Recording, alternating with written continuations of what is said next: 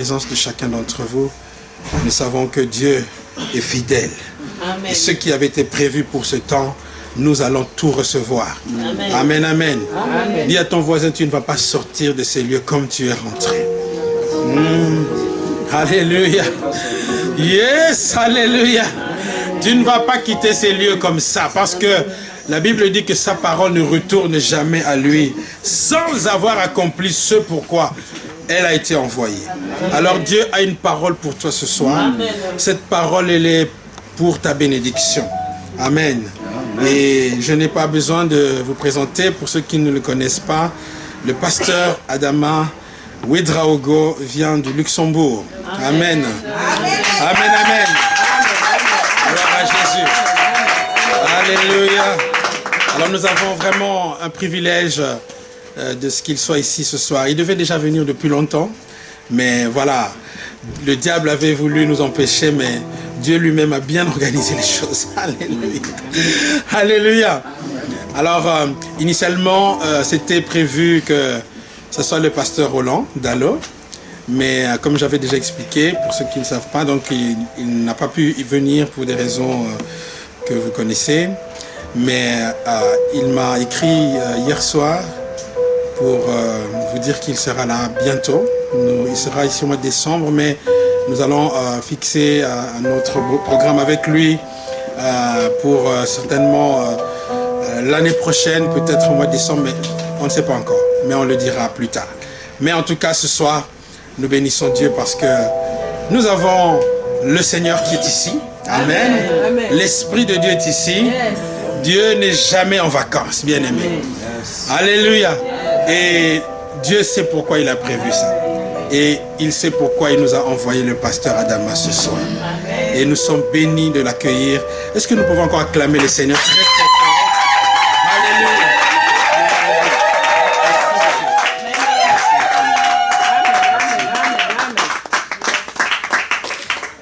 Gloire à Dieu. Amen. Ah ben, je suis pas sur une terre étrangère. Je vois beaucoup de figures que je connais.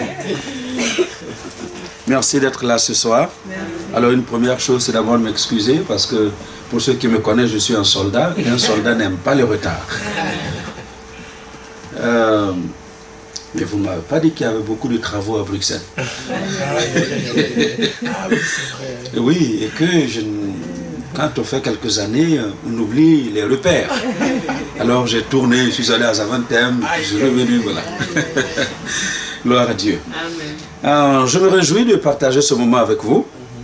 Et je sais que chaque fois que Dieu rassemble son peuple, c'est pour quelque chose de précis. Et il vous rassemble aujourd'hui pour quelque chose de précis. Et nous lui rendons toute la gloire. Attention. Nous lui rendons toute la gloire parce que nous savons que au terme de ce temps partagé ensemble, nous repartirons avec pas mal de bonnes choses. Amen. Amen. Amen.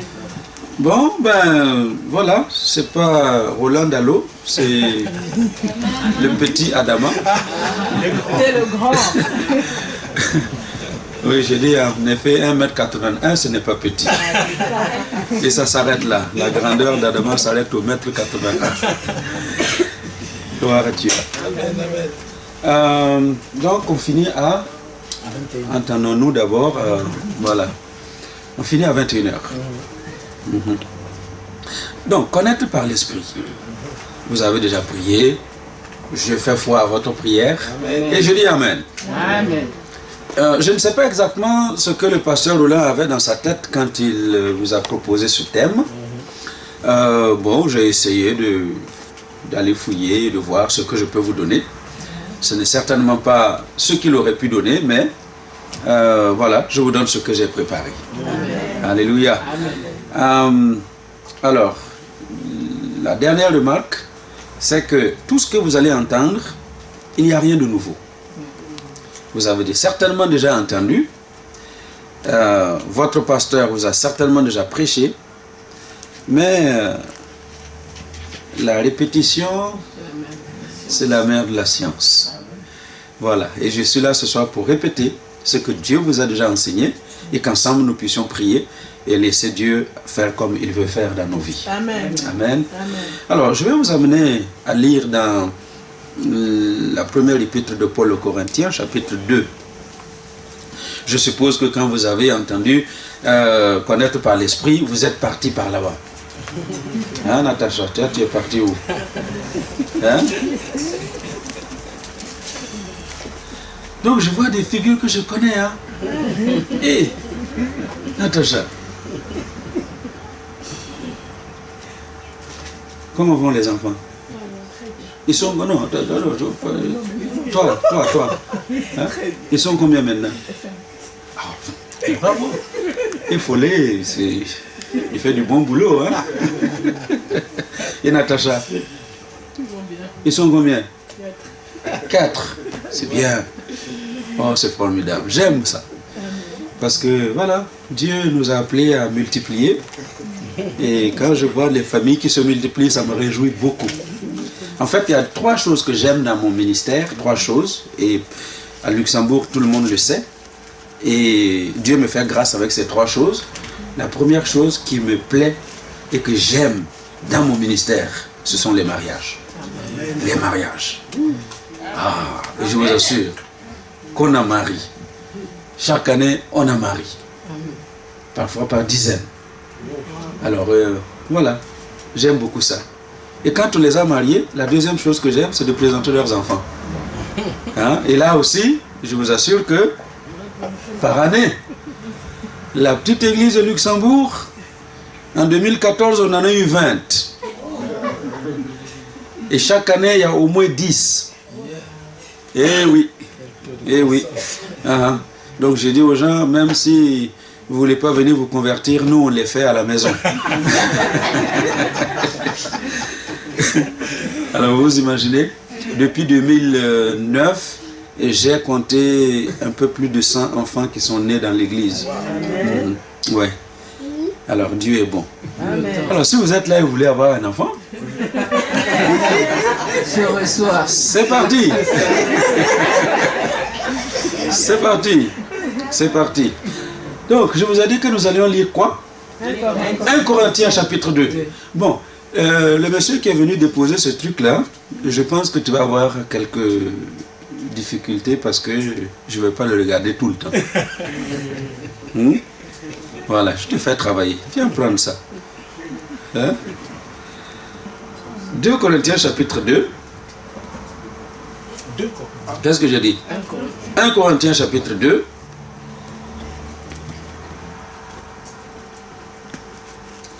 Et nous lisons les versets 9 au chapitre 3, verset 4. Voilà, et comme j'aime bien le faire, si quelqu'un peut se lever et lire ce passage à haute et intelligible voix. 1 Corinthiens 2, verset 9 au chapitre 3, verset 4. Un bon volontaire qui lit bien. Oh. Ouais, ici c'est beaucoup mieux.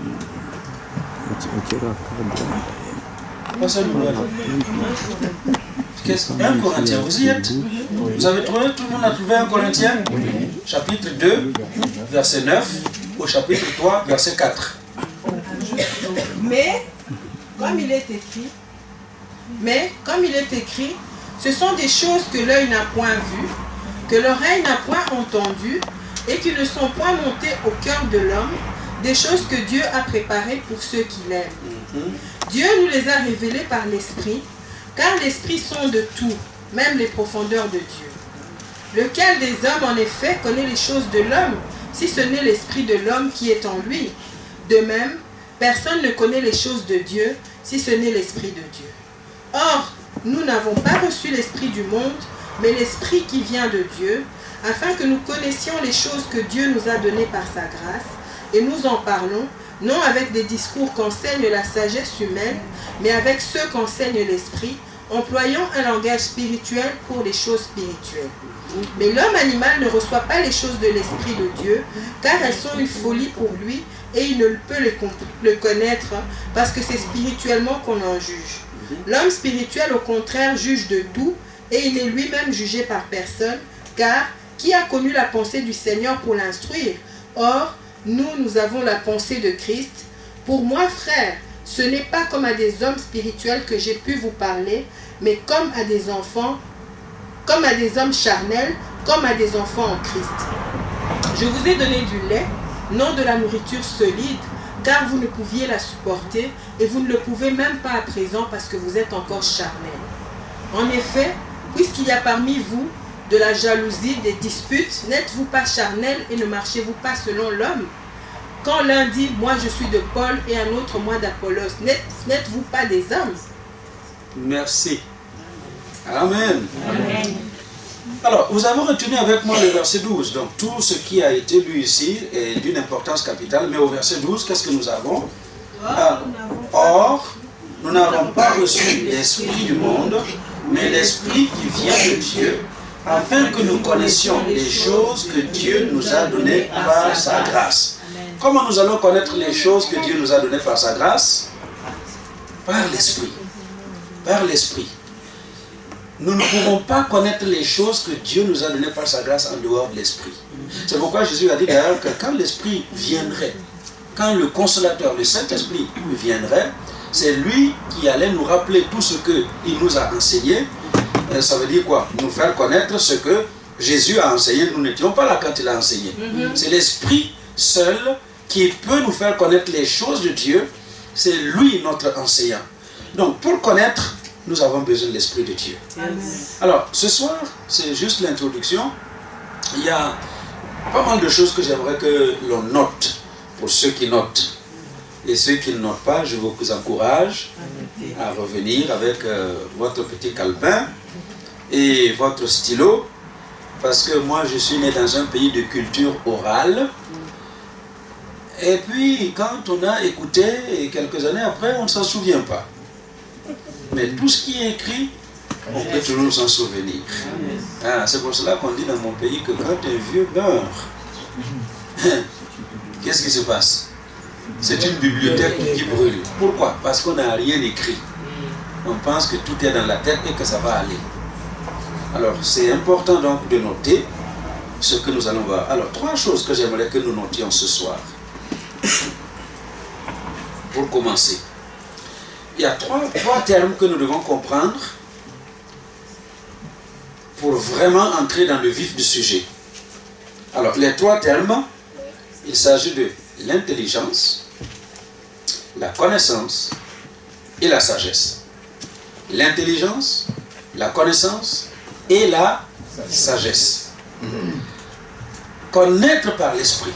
Et nous avons lu tout à l'heure que c'est par l'esprit de Dieu que nous pouvons connaître tout ce que Dieu a disposé à l'avance pour nous. Qui est-ce qui peut me définir un tout petit peu l'intelligence?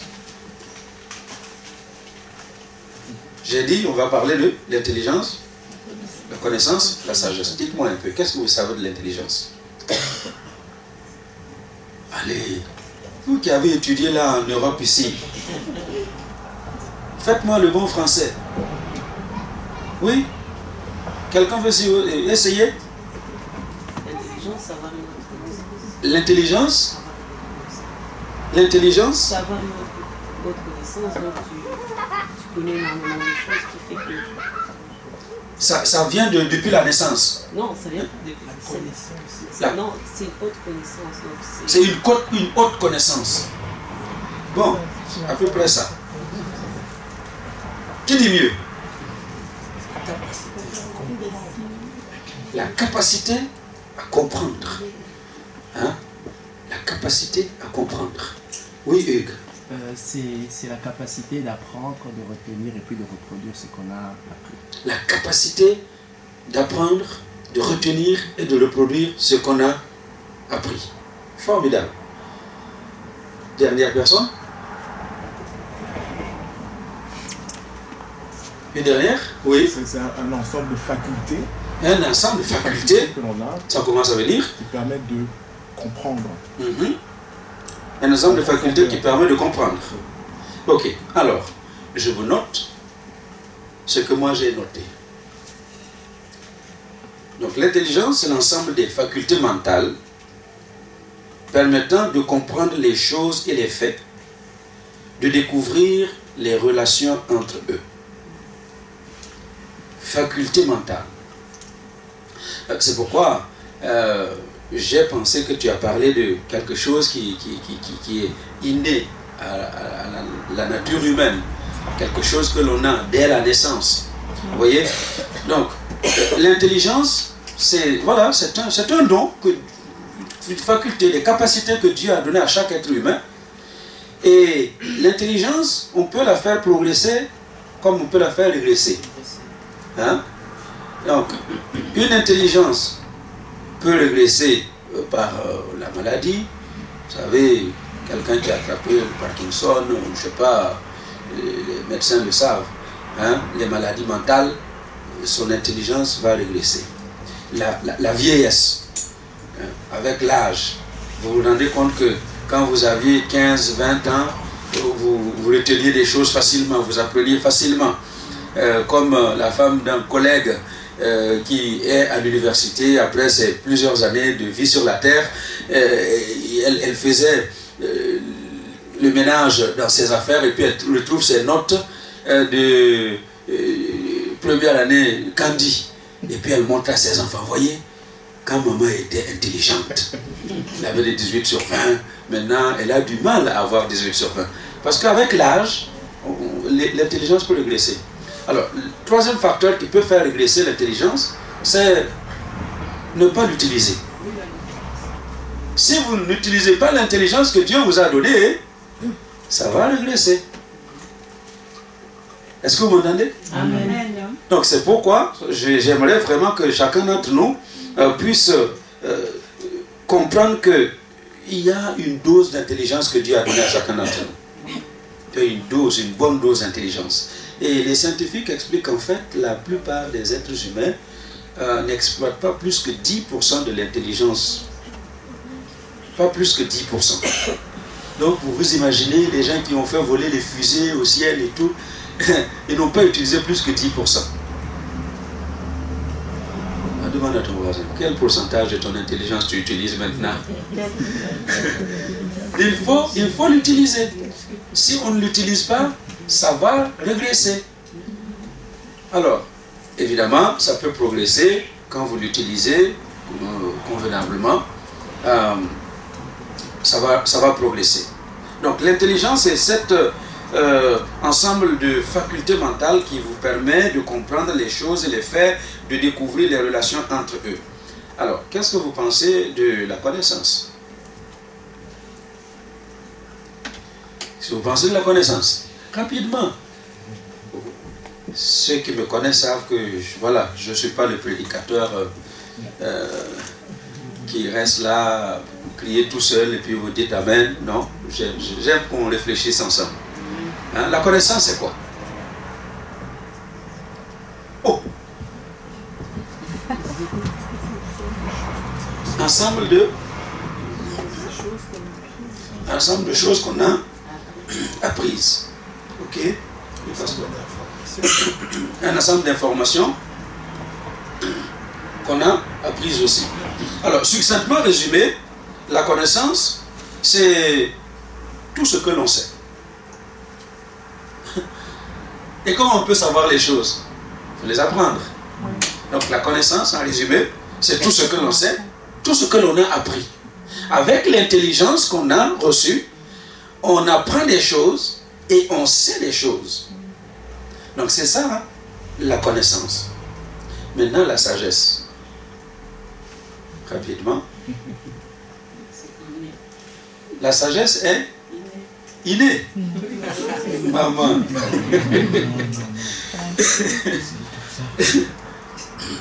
Non, il y a des gens qui n'étaient pas du tout sages. Et puis, avec le temps, avec les expériences, à force de cogner la tête contre le mur, on a appris à devenir sage. Vous voyez, j'avais mon fils quand il était petit, il voulait toujours mettre le doigt dans le feu. Vous savez, en Afrique, les lampes là, il veut mettre le doigt. Et puis maman, j'ai dit, mais maman, laisse-le mettre dans le feu. Ah, tu es méchant. Ah ben, le jour où il a mis le doigt dans le feu, il est devenu sage. Hein? Quand il voit le feu, il fuit. Hein? Donc maman, la sagesse, ça s'apprend. Ça s'apprend. Alors donc, Pour ceux qui notent, hein, voilà. Donc la sagesse, c'est le savoir, la vertu de l'être que nous sommes. Et la sagesse caractérise celui qui est en accord avec lui-même et les autres, avec son corps, ses passions,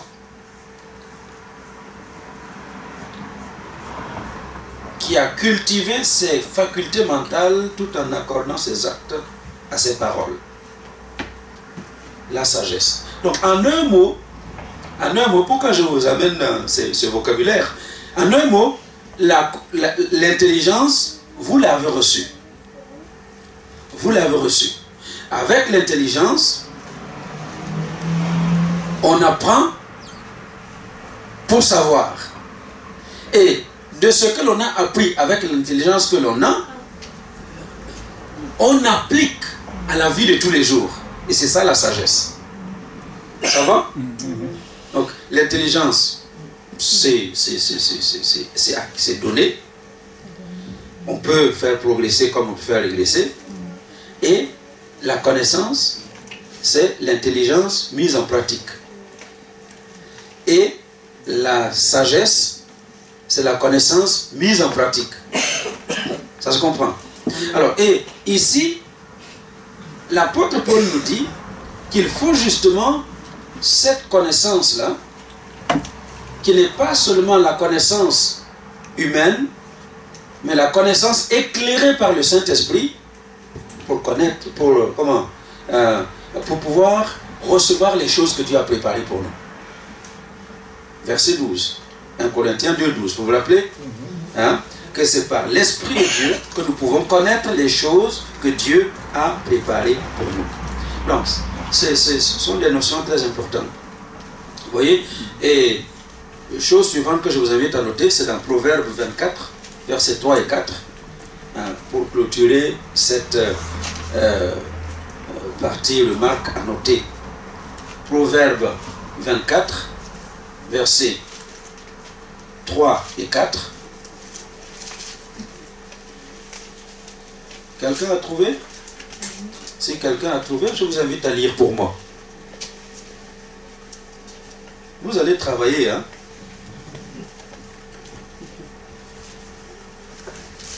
C'est par la science. Voilà, écoutez bien. C'est par la sagesse qu'une maison s'élève, et par l'intelligence qu'elle s'affermit. C'est par la science que les chambres se remplissent de tous les biens précieux et agréables. Amen. Amen. Donc, la science ici, il faut lire connaissance. Hein? La science ici, c'est l'ensemble des connaissances acquises. Donc, l'auteur des Proverbes nous dit ici, donc, il y a trois choses qui peuvent et qui vont permettre à un homme de réussir dans la vie, de prospérer dans la vie. La sagesse, l'intelligence et la connaissance. La sagesse, l'intelligence et la connaissance. Quand il parle de sagesse qui sert à bâtir une maison, l'intelligence qui l'établit et la connaissance qui fait remplir de tous les biens la maison, eh bien, c'est pour dire que ce soit votre vie, que ce soit votre travail, votre famille, vous avez besoin de ces trois choses pour faire prospérer ce que Dieu a mis entre vos mains.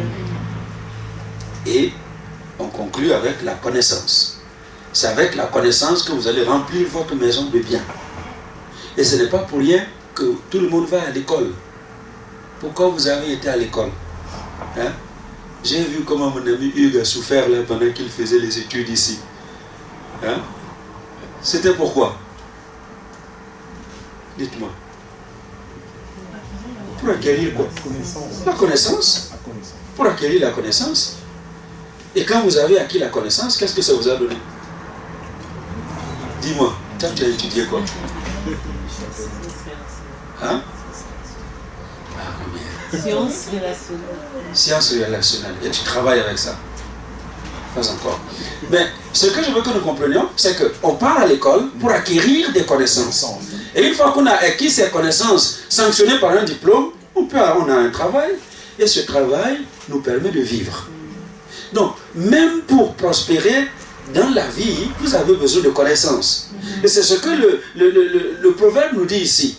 Il faut la sagesse. Il faut d'abord l'intelligence pour apprendre, pour cette faculté que Dieu nous a donnée pour apprendre, acquérir les connaissances qu'on a apprises avec l'intelligence. Et une fois qu'on les a acquises, c'est avec la sagesse. C'est avec la sagesse que l'on bâtit une maison, que l'on bâtit notre vie. Et le même proverbe dit, proverbe 14, verset 1, que c'est justement la sagesse qui permet à une femme de bâtir sa maison. Celle qui n'a pas de sens, celle qui n'a pas de sagesse, elle détruit sa maison avec ses propres mains. Est-ce que vous m'entendez? C'est pareil pour les hommes. Il y a des gens qui ont pris tellement d'efforts pour bâtir des choses sur cette terre. Mais manque de sagesse, ils ont dilapidé tout ce qu'ils ont construit. N'est-ce pas? Alors c'est pourquoi, en tout cas, ça c'est ma prière. C'est ma prière que, voilà, Dieu nous a placés sur la terre avec un mandat et puis des choses à faire. Chacun fait ce qu'il doit faire dans le temps qui lui est imparti. Et puis, quand tu sens que le temps est fini, il faut arrêter. Allô? Amen. Parce que si tu n'arrêtes pas à temps, tu vas détruire ce que tu as construit toi-même. Vous avez vu combien de dirigeants en Afrique, n'est-ce pas? Il y en a qui ont quand même travaillé. Mais ils sont restés longtemps pour détruire ce qu'ils ont fait comme travail. Alléluia. Amen. Alors c'est pourquoi, voilà, sachez quand est-ce qu'il faut arrêter. Quand il faut arrêter, vous arrêtez. Amen. Il y a le pasteur Dalo qui n'est pas là ce soir. Et vous avez appris comment il a fait passation de service avec ses pasteurs. Parce qu'il est convaincu que son temps pour diriger cette église est arrivé. Amen. Et il faut qu'il passe le bâton à des jeunes gens. Et vous allez voir, l'église va progresser. L'église va prospérer. Et lui, il va prospérer. Pourquoi? Parce qu'il faut discerner les temps. On va le voir tout à l'heure. Alléluia. Amen. Ça va jusqu'ici? Bon, résumons. Moi, je suis un enseignant. Qu'est-ce que nous avons noté?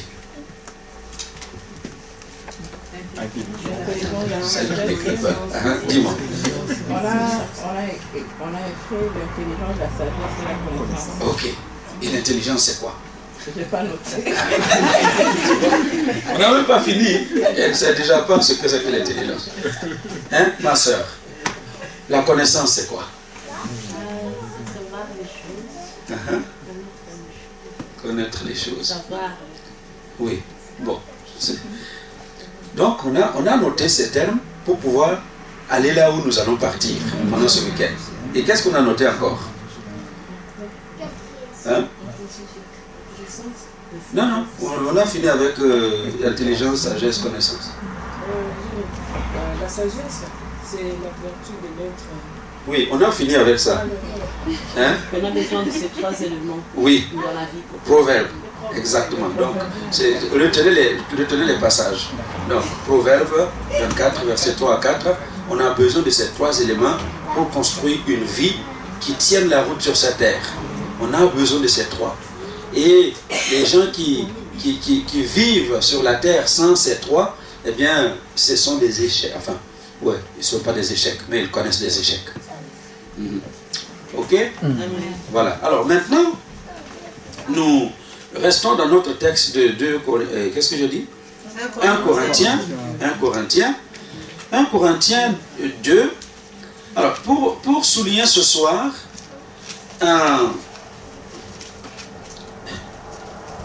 plusieurs choses. Nous soulignons d'abord ce que Paul dit au verset 9. Verset 9, il dit qu'il y a des choses que l'œil n'a pas encore vues. Il y a des choses que l'œil n'a pas encore vues. Il y a des choses que l'oreille n'a pas encore entendues. Des choses qui ne sont même pas encore montées dans le cœur de l'homme et de la femme. Mais ce sont des choses que Dieu a préparées pour ceux qui l'aiment. Alléluia. Amen. Ce verset, vous l'avez déjà entendu sur toutes ses coutures. Mais c'est très important de réaliser qu'il y a des choses que Dieu a préparées pour toi. Tu ne les as pas encore vues, tu ne les as pas encore entendues. Même ton cœur ne les a pas encore ressenties. Mais Dieu a préparé de grandes choses pour chacun d'entre nous. Parce que Dieu a un programme particulier pour chaque individu sur cette terre. chaque individu. Personne n'est venu accompagner les autres. Tu es venu, tu n'es pas un numéro sur la terre, Dieu a un programme pour toi. Et c'est ce même Dieu qui dit, le fameux passage que vous connaissez, Jérémie 29, 11. Allez-y. Jérémie 29, 11. J'ai formé le projet de bonheur et non du malheur. Je connais. Dieu lui-même connaît les projets de paix et pas de malheur pour toi. Il connaît les projets de bonheur pour toi, pour te donner un avenir et de l'espérance. Dieu les connaît. Alors comment toi tu vas faire pour les connaître? Tu as besoin du Saint-Esprit. Alléluia. Tu as besoin du Saint-Esprit. Parce que sans le Saint-Esprit, l'enfant de Dieu va marcher comme ça. Il va terminer sa vie sans entrer dans le programme que Dieu a préparé pour lui. Il y en a qui tournent en rond. Pendant des années, on est en train de tourner en rond parce qu'on n'a pas cherché l'onction de l'Esprit, la présence de l'Esprit pour comprendre et saisir les choses que Dieu a préparées pour nous. Alors ce soir, je voudrais vraiment insister là-dessus que nous avons besoin de l'Esprit de Dieu pour saisir les choses, alléluia, que Dieu a préparées pour nous. Sans l'Esprit, tu n'iras nulle part. Alors, mon propos ce soir, c'est de nous faire comprendre que justement, ce texte nous montre qu'il y a 3 types de personnes sur la terre. 3 types. La Bible appelle l'homme, mais moi je dis la personne. Parce que l'homme là, c'est pas l'homme mâle, c'est l'homme genre, avec grand H, l'humanité. Il y a 3 types d'hommes sur la terre. Et dans le passage que vous avez lu, hein, vous le discernez, non? Dites-moi rapidement. Hein? L'homme animal ou l'homme naturel, l'homme spirituel et l'homme charnel. Vous voyez? Il y a 3 types. Donc, si nous sommes dans un des types, ça va déterminer si nous allons prospérer dans la vie, nous allons réussir ou si nous n'allons pas réussir. Et ça, c'est très important. Vous voyez, il dit, au verset 14 que vous avez lu, l'homme, dans la version de Maman Pasteur, c'est l'homme animal. Dans ma version ici, c'est l'homme naturel. Est-ce que vous avez autre chose? L'homme naturel, l'homme animal, l'homme naturel. Et voilà ce qu'il dit de cet homme-là. Cet homme n'accepte pas les choses de l'Esprit de Dieu. Alors, s'il n'accepte pas les choses de l'Esprit de Dieu, comment va-t-il connaître ce que Dieu a préparé? Parce qu'il nous faut l'Esprit de Dieu pour connaître ce que Dieu a préparé pour nous. Donc cet homme-là, il n'accepte pas les choses de Dieu. Pourquoi? Parce que les choses de Dieu sont une folie pour elle, pour lui. Et il ne peut même pas les connaître. Il ne peut même pas les connaître. Parce que c'est spirituellement qu'on en juge. L'homme naturel, l'homme charnel, qu'est-ce que je dis? L'homme animal, l'homme animal, l'homme animal. C'est l'homme qui vit encore dans son péché. L'homme qui n'est pas régénéré. Il n'est pas né de nouveau. Et vous savez que dans les églises, partout dans le monde, il y a des gens qui viennent dimanche après dimanche, mais qui ne sont pas nés de nouveau. Allô? Amen. Ils ne sont pas nés de nouveau, ils ne sont pas régénérés, mais ils viennent. C'est ce que les Américains appellent les... Comment ils les appellent encore? Hein? Les followers, les suiveurs. Hein? Ils sont là juste pour suivre. Mais aucun engagement. Et cet homme animal, naturel, il n'est pas régénéré, il est dans son état brut. Et voilà ce que la Bible dit. Il n'accepte pas les choses de l'esprit. Il n'accepte pas. Il dépend de ses 5 sens. Ce qu'il peut voir, ce qu'il peut tout entendre, ce qu'il peut toucher, ce qu'il peut sentir et ce qu'il peut goûter. Il vit selon les 5 sens. La foi, il ne connaît pas. Or, sans la foi, nul ne verra Dieu. Ça, c'est sûr. Vous ne pouvez pas faire plaisir à Dieu. Nous avons besoin de la foi. Alléluia. Donc, c'est ça l'homme animal. C'est ça l'homme naturel. Et mon propos ce soir, c'est que, voilà, si quelqu'un se retrouve dans cette description, il est temps de changer de camp. Amen. Amen. Il n'accepte pas les choses de Dieu. Deuxièmement, il ne connaît pas les choses de l'esprit. Il ne les connaît pas, ce que nous avons lu. Il ne peut même pas les connaître. Il peut être instruit, il peut être docteur, il peut être tout ce que vous voulez. Mais s'il n'est pas régénéré, il ne peut pas comprendre les choses de l'esprit. Vous avez dans Jean 3 l'histoire d'un certain Nicodème. Nicodème, docteur de la loi. Il a étudié les grandes écoles. Il est docteur. Mais Jésus parle et il ne comprend pas. Jésus a fait son discours le jour, il ne comprend pas. Et il vient en cachette la nuit pour dire, mais Jésus, entre nous, hein? Moi je suis docteur de la loi. Explique-moi. Naître de nouveau là. Il faut que moi, à l'âge là que je suis, je retourne dans le ventre de ma mère. Et puis je vais naître encore. Vous voyez? Et c'est ça ce que nous avons aujourd'hui. Vous avez des gens très brillants, intelligents. J'ai parlé de l'intelligence, hein? Intelligents. Quand vous les entendez parler de politique, de relations internationales, géopolitique, vous les entendez, oh là là, il y a des politiciens, quand oh là, je m'assois, je les écoute, je dis, non, voilà, ça c'est quelqu'un qui sait parler.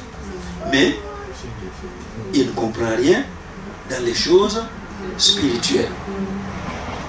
Et pour l'homme animal, l'homme dans son état brut, il considère les choses comme de la folie. Et c'est comme ça que les gens nous considèrent comme des fous. Il faut être fou aujourd'hui pour continuer de croire qu'il y a un Dieu qui existe et que Jésus, c'est son fils. Hein, est-ce que Dieu a eu une femme? Non. Qu'est-ce que c'est que ces abrutis? Vous comprenez? Il prend les choses de Dieu comme une folie. Parce qu'il est dans son état brut. Donc quand vous voyez quelqu'un qui s'agite autour de vous, vous prenez pour le plus fou, la plus folle de la planète, ne vous en faites pas. Il faut le regarder seulement, tu dis brut. Brut, c'est dans l'état brut. Tu ne peux pas faire autrement. Hein? Tu ne peux pas faire autrement. Ça, c'est l'homme animal. L'homme animal. Il vit d'après la sagesse humaine, les connaissances qu'il a acquises. Alors, et le passage que nous avons lui dit qu'il ne peut même pas comprendre les choses de l'esprit. Il ne peut pas comprendre. Vous voyez, c'est comme quelqu'un qui est dans un pays étranger dont tu ne connais pas la langue. Allô? Hein? Quelqu'un, vous avez déjà été en Chine? Hein? Même en Flandre là. Vous allez juste en Flandre. Ah, ici. Vous venez juste ici. Vous ne comprenez pas le néerlandais. C'est compliqué. Ça chauffe. N'est-ce pas? Vous allez à la commune. Pour la tête, mais tiao.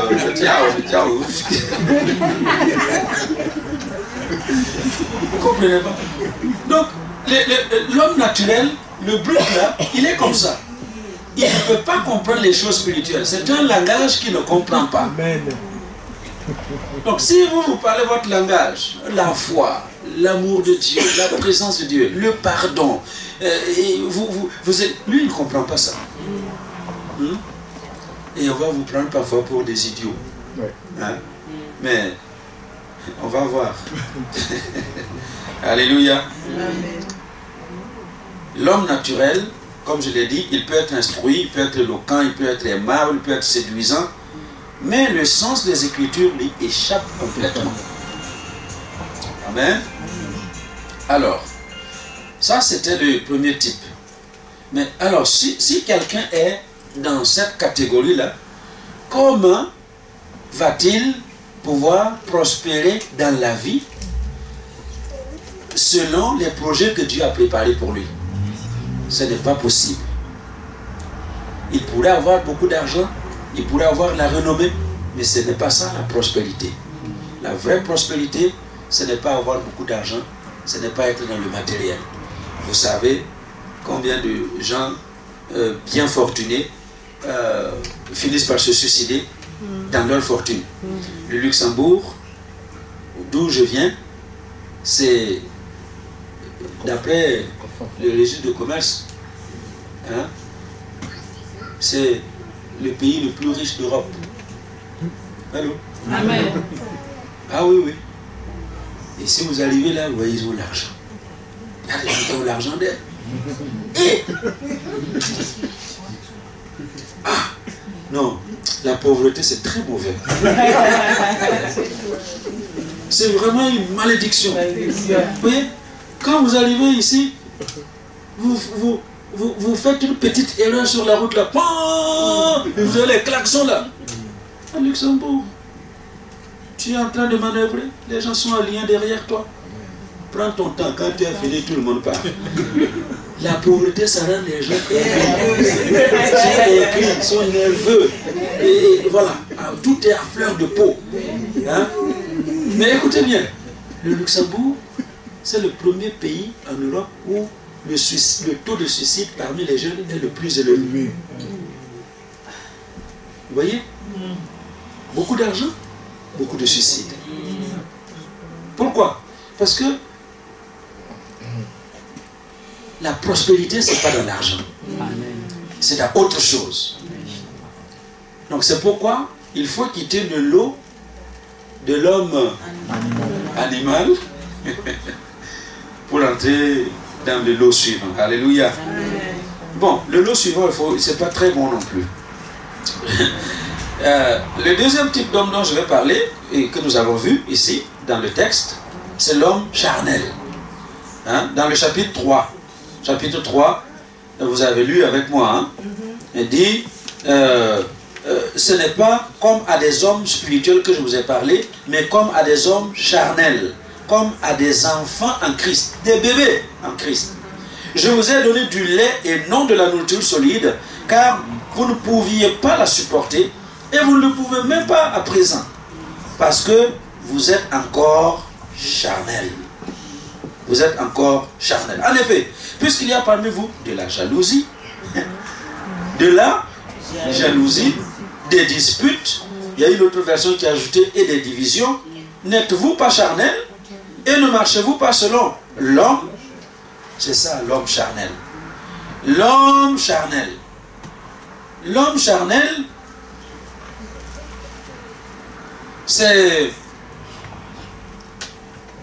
quelqu'un qui est né de nouveau, donc il est régénéré, il a fait une démarche de conversion, il s'est donné à Jésus, mais sa vie n'a pas changé. Et il continue de marcher d'après la chair, les désirs charnels. C'est ça l'homme charnel. Il marche dans la chair. Et voici quelques éléments que nous notons. Paul dit qu'en fait, les Corinthiens étaient ce type d'homme-là. Est-ce que vous m'entendez? Étaient ce type d'homme. Mais comprenez bien, l'église de Corinthe, lisez au début, au chapitre 1. Qu'est-ce que Paul dit? Il dit que dans votre église-là, il vous manque rien. Allô? Amen. Vous abondez de tous les dons spirituels. Il y avait la guérison, il y avait les délivrances, il y avait les prophéties qui s'accomplissaient, il y avait toutes sortes de choses, des miracles, de grandes choses qui se passaient dans la vie de l'église. Même des morts qui ressuscitaient. Est-ce que vous m'entendez? Ils avaient tout ça. Mais malgré tout ça, Paul dit, mais vous êtes encore des enfants. Allô? Amen. Donc ce n'est pas parce que quelqu'un fait des miracles, ce n'est pas parce que quelqu'un prophétise, ce n'est pas parce que quelqu'un s'agite et fait tomber les gens que c'est un adulte spirituel. Amen. Vous avez beaucoup de bébés spirituels que Dieu utilise comme ça, et aussitôt qu'ils se voient un peu élevés, ils pètent les plombs et ils perdent. Est-ce que vous m'entendez? Hein? Alors c'est pourquoi c'est très important. La Bible conseille de ne pas confier des responsabilités aux nouveaux convertis parce qu'il peut s'enorgueillir. On était en train de parler, quand je venais tout à l'heure, d'une personne que nous connaissons, que Dieu utilise, mais qui, voilà, aujourd'hui, qui se croit arrivé et qui ne veut plus rien entendre de son église ni de son pasteur, voilà, qui voyage partout dans le monde. Bientôt, je pense qu'elle risque d'aller chanter à Mars. Oui, vous voyez? Et c'est quelqu'un qui est en train de se perdre totalement. Alors écoutez-moi bien. Quel que soit ce que Dieu vous permet de faire dans le royaume de Dieu, il faut savoir que tout est grâce. Amen. Tout est grâce. Amen. Tout est grâce. Tu n'as aucun mérite. Ce n'est pas parce que, oh oui, moi je suis un homme de prière, je suis une femme d'intercession. Ce n'est pas, non, Dieu fait grâce à qui il fait grâce. Il fait même parler des ânes. Hein? Alors, l'âne a parlé à Balaam. Hein? Et toi, on t'utilise pour prophétiser 2-3 choses, tu deviens prophète international. C'est la vérité. Dieu utilise qui il veut, comme il veut, quand il veut. Et s'il t'a choisi pour t'utiliser, reste humble. Reste humble. Alléluia. Et d'ailleurs, j'aime le dire, vous savez, il n'y a que les tonneaux vides qui font beaucoup de bruit. Hein. Ah oui. Hein. Oui, oui. Nous, on allait chercher l'eau là au marigot avec les barriques. C'est les tonneaux. Quand il n'y a rien dedans là, vous poussez, ça fait beaucoup de bruit. Et puis c'est facile à pousser. Maintenant, quand vous avez rempli, et vous devez revenir à la maison. Plus de bruit, très difficile à pousser. Hein? Alors, quand vous voyez les gens qui font beaucoup de bruit, hein, il y en a dans tous les domaines, pasteurs, ministères, il y en a partout. Alléluia. Hein, qui font beaucoup de bruit. En fait, le bruit là, c'est pour cacher des... Allô? C'est pour cacher pas mal de faiblesses. Alléluia. On n'a pas besoin de bruit. Amen. Amen. On n'a pas besoin de bruit. Je ne dis pas que le bruit est mauvais. Oui, mais il faut bien l'utiliser. Alléluia. Est-ce qu'on se comprend? Amen. Donc, nous sommes maintenant en train de parler de l'homme charnel. Il ne peut pas prendre de nourriture solide. La nourriture solide, là, c'est la parole. La parole de Dieu, c'est notre nourriture. Hein? Et cet homme charnel, celui qui est encore dans la chair, il ne peut saisir que les vérités élémentaires de la parole de Dieu. On ne peut pas lui donner des choses consistantes. On doit lui donner du lait. Il est encore au biberon. Allô? Amen. Il est au biberon. Il faut arrêter le biberon. Et ceux qui sont dans le biberon là, ce sont les gens qui sont incapables de se prendre en charge spirituellement. Un petit, pasteur, je me suis levé, je me suis trompé, c'est le pied gauche qui est descendu du lit ce matin là, alors que d'habitude c'est le pied droit que je mets. Non, c'est un peu caricaturé, mais vous avez de ces gens là qui vous fatiguent pour rien. Pour rien. Pour rien. Et il y a des gens qui ont toujours des rêves. Ah, la nuit là, j'ai vu. Et puis, d'ailleurs, quand je partais au travail, il y a un chat noir qui a traversé la route. Pasteur, qu'est-ce que ça veut dire? Ça veut dire quoi? C'est un chat noir, il a traversé la route. Passe ton chemin. Il y a pas, tout n'est pas expliqué. Même les rêves, là, tous les rêves ne sont pas expliqués. Tu vas manger un bon foufou à minuit, et puis tu vas te coucher, tu penses que la digestion là va se faire facilement. Tu vas rêver. Tu vas rêver. Un bois qui va te chasser là. Parce que les intestins sont en train de se torturer pour broyer le foufou que tu as mangé. C'est tout. Ça c'est le foufou. Il n'y a rien à expliquer. Alléluia. rien à expliquer. Mais l'homme charnel, voilà, c'est comme ça qu'il marche. On ne peut pas lui donner la nourriture solide. Et deuxième chose, il est incapable de se soumettre à la volonté de Dieu. Notez, il est incapable. Hein? Quand vous avez un gros problème, vous donne incapacité de travailler, hein? N'est-ce pas? Ça veut dire que vous ne pouvez pas travailler. Et lui là, il est en incapacité de faire la volonté de Dieu. Il ne peut pas. Il va essayer. Et c'est comme ça que Paul dit dans Romains 7, hein, il dit, malheureux que je suis, quand je décide de faire le bien, donc tu t'es levé le matin, tu as fait tes calculs, je vais marcher, je vais faire le bien. Et tu marches, et tu fais, tu penses que c'est bien, quand tu recules, c'est mauvais. Allô? Et quand je veux faire le bien, c'est le mal qui arrive. Malheureux que je suis, qui va me délivrer de ce corps de la mort? Charnel. Il ne peut pas faire la volonté de Dieu. Ce n'est pas faute d'essayer. Hein? Ce n'est pas faute d'essayer. Les hommes charnels, le 31 décembre, ils ont de grandes résolutions. La veillée là, on vient avec un carnet, et puis résolution 2017, voilà ce que je vais faire. Je vais prier 2 heures par jour. Je vais jeûner 1 fois par semaine. Je vais donner ma dîme chaque mois. Je vais noter tout ça. Et le 28 février, tout est déjà fini. Hein? Tout est... Parce qu'on est incapable de faire la volonté de Dieu. Ça, c'est l'homme charnel.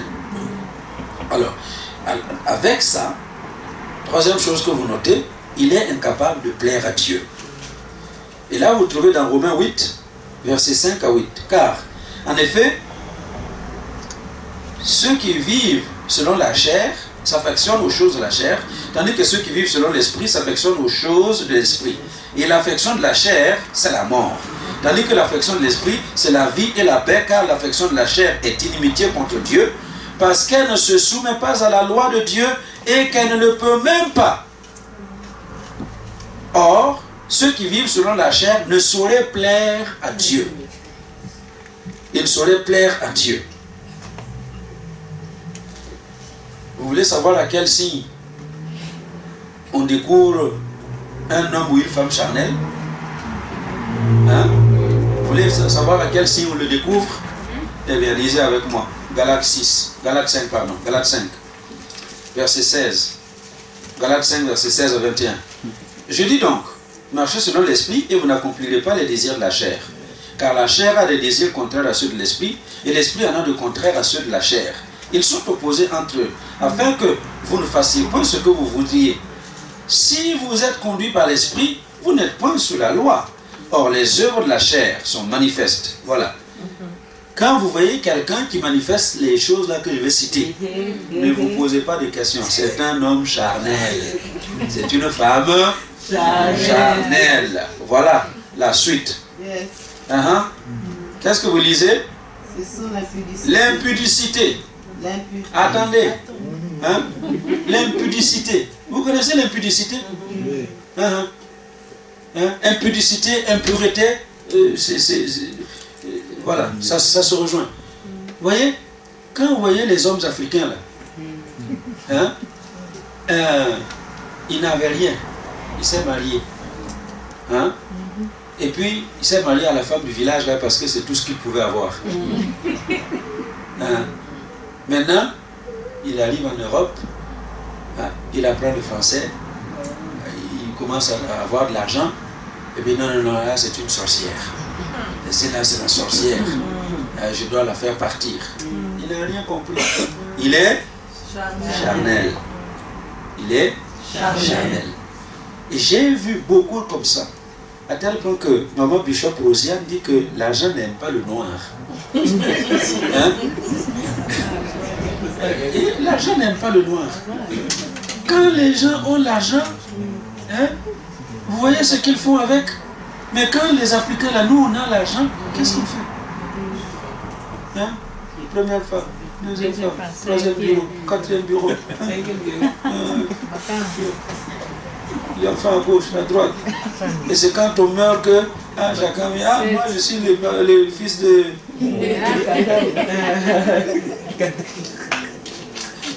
Oui. Il est mort. Et puis il y a une quarantaine de...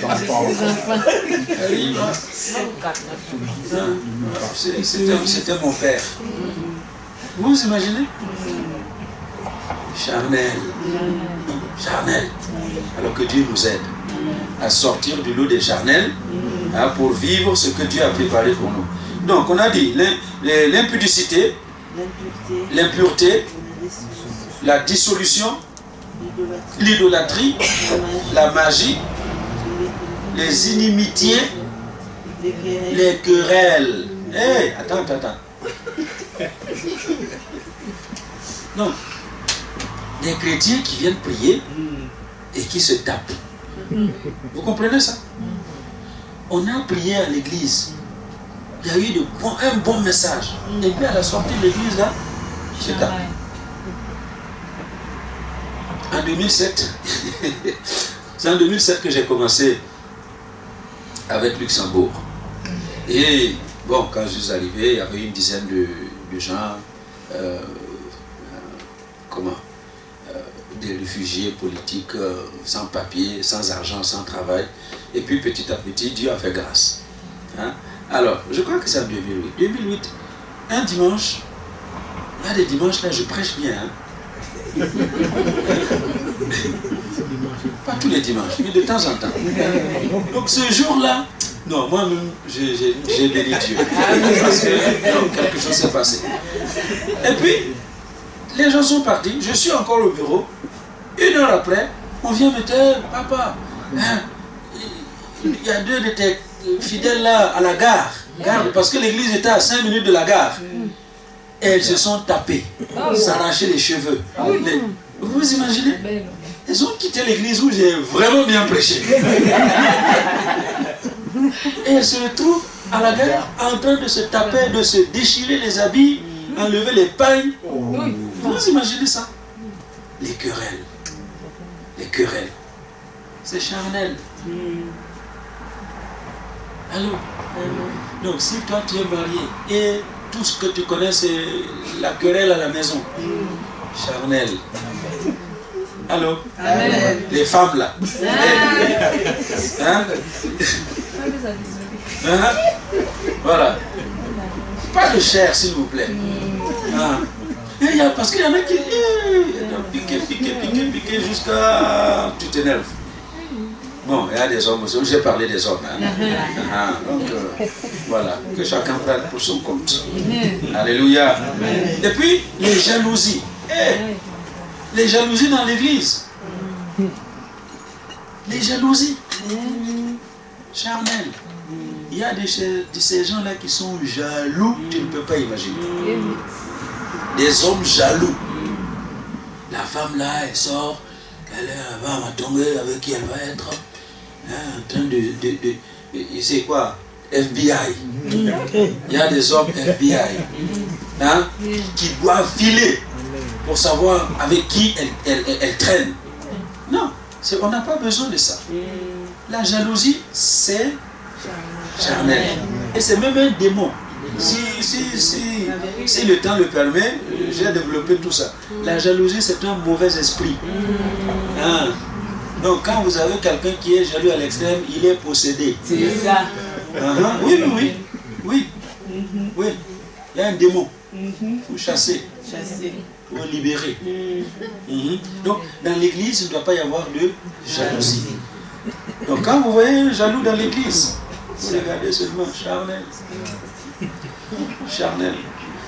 C'est pas de ta faute, c'est la chair. Et puis la suite, les disputes. C'est un peu dans les querelles. Hein. Les divisions. Les divisions dans l'église. Vous voyez?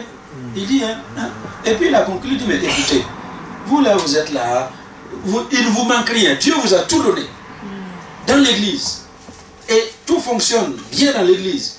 Mais même dans cette même église-là, les gens font la division. Ah non, il y a un groupe là, nous on est pour Paul. On est pour Paul. Et puis il y a un groupe de Paul. Ah non, nous c'est Apollos. Et puis les ah non, non, non, c'est Pierre. Ça, c'est plein dans les églises. Chacun a son préféré. Et si vous avez, je ne dis pas le malheur, mais parce que ça c'est moi, je ne peux pas travailler seul.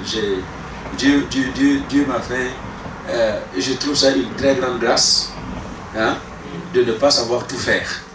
Il y a des pasteurs que j'envie, hein. Il peut chanter, il joue du piano, quand il prie, oh là là, hein, il fait tout. Ah, moi je les envie. Moi je ne sais pas faire tout ça. Si je me mets à chanter ici, la salle va se vider. Hein? Donc j'ai besoin de gens pour chanter pour moi. J'ai essayé, vous savez quoi? Dans l'armée on fait la musique. On fait la musique. Obligé. Moi, le professeur m'a chassé.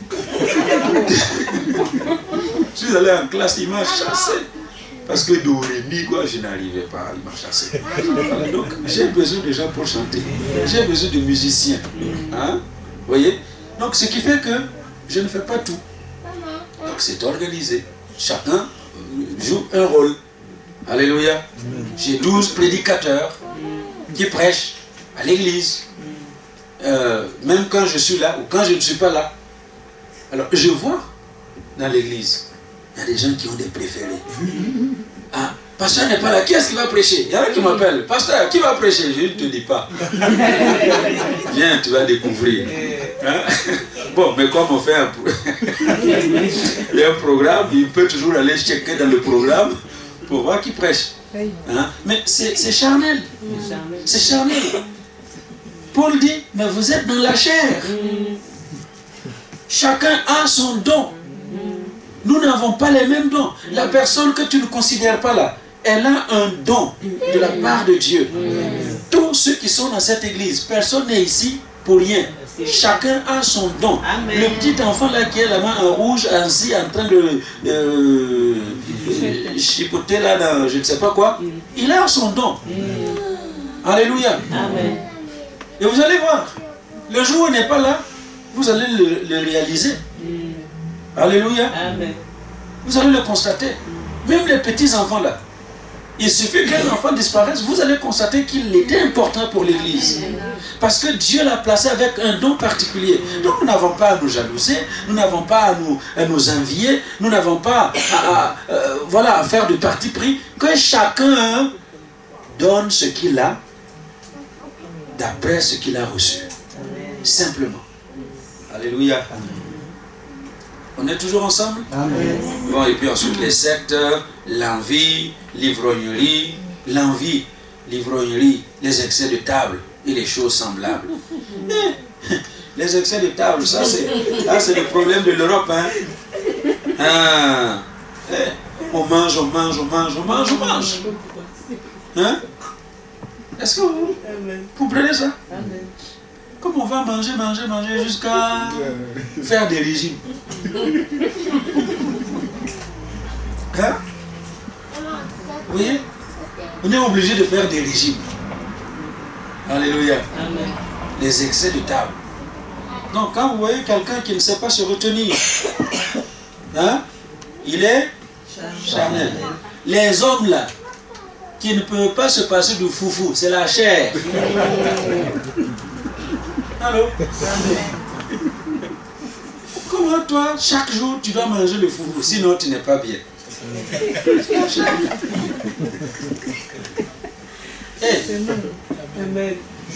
Oui, je vais dire la vérité. Donc s'il y a quelque chose dont tu ne peux pas te passer, c'est la chair. Un chrétien ne doit être lié par quoi que ce soit. Rien. Cigarette, alcool, nourriture. On ne doit être lié par quoi que ce soit. Je dois pouvoir dire aujourd'hui, le foufou est là, mais je ne mange pas le foufou. Je vais manger les moules et les frites. Hein, mon ami? C'est bon ça, non? Tu as déjà essayé le foufou? Oui. Ouais? Alors?